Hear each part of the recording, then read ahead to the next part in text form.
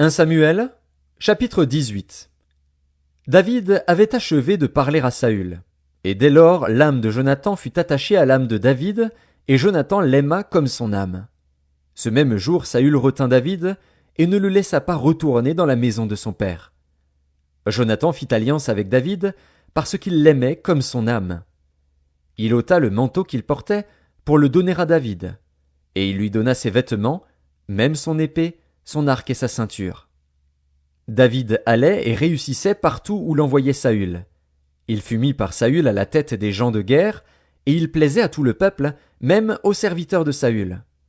Comme il revenait, lors du retour de David après qu'il eut tué le Philistin, les femmes sortirent de toutes les villes d'Israël au-devant du roi Saül, en chantant et en dansant, au son des tambourins et des triangles, et en poussant des cris de joie. Les femmes qui chantaient se répondaient les unes aux autres, et disaient « Saül a frappé ses 1000, et David ses 10 000. » Saül fut très irrité, et cela lui déplut.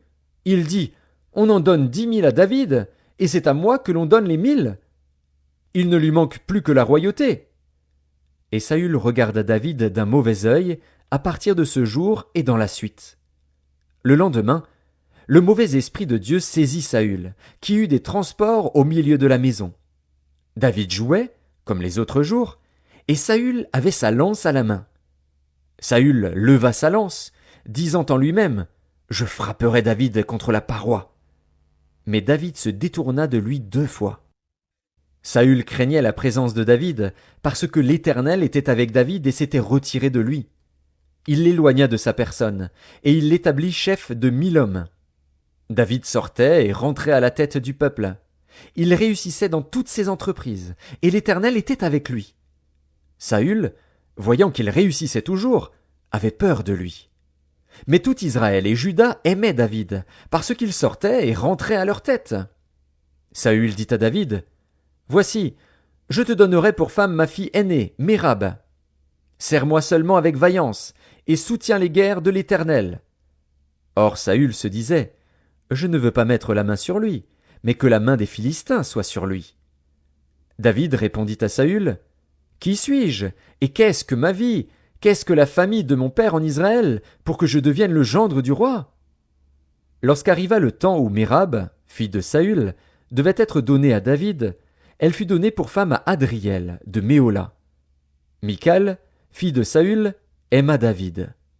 On en informa Saül, et la chose lui convint.